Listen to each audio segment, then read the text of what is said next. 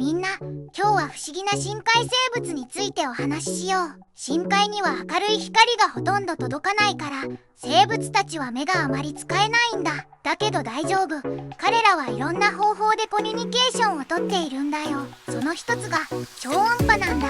超音波っていうのは私たちが聞こえない高周波の音のことなんだ。